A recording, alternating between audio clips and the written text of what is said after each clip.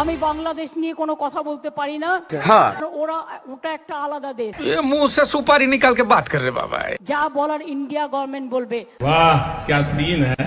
অসহায় মানুষ যদি বাংলায় দরজা খটখটানি করে তাদের আশ্রয় নিশ্চয়ই দেবো।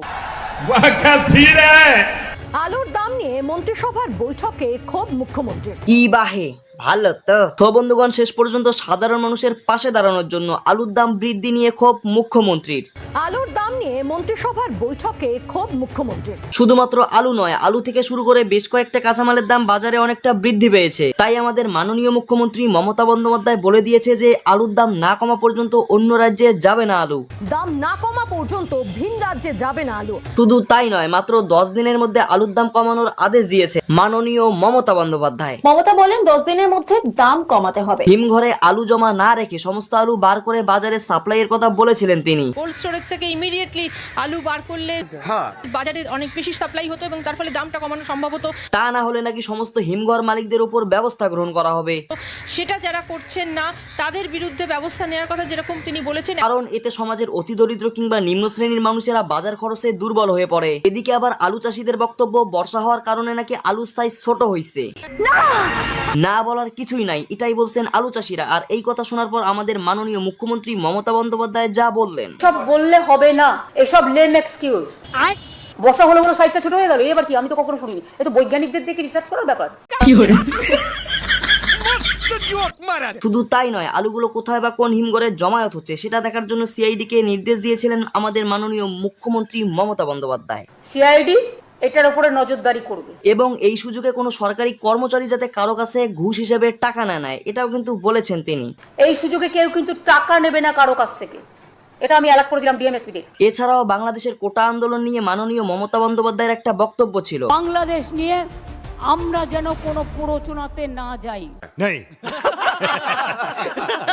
আমরা যেন কোনো উত্তেজনাতে না যাই।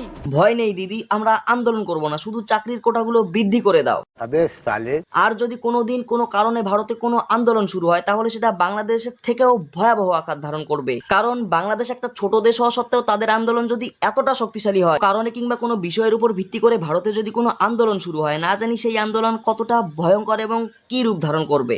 আমি বাংলাদেশ নিয়ে কোনো কথা বলতে পারি না। हाँ ওটা একটা আলাদা দেশ। ये मुंह से सुपारी निकाल के बात कर रहे बाबा। যা বলার ইন্ডিয়া গভর্নমেন্ট বলবে। वाह क्या सीन है। আমরা যেন কোনো উত্তেজনাতে না যাই, বাংলাদেশ নিয়ে আমরা যেন কোনো প্ররোচনাতে না যাই। मस्त जोक मारा रे। এটাই বলার ছিল। বর্তমান সময়ে সাধারণ মানুষের পিছন মানে পিছনে কাটি করে। মনে হচ্ছে ওপার বাংলার মতো এপার বাংলাতেও আন্দোলন শুরু করা লাগবে। বাংলাদেশ নিয়ে আমরা যেন কোনো প্ররোচনাতে না যাই, তবে সেটা কোটার জন্য না, আলুর মূল্য বৃদ্ধির জন্য।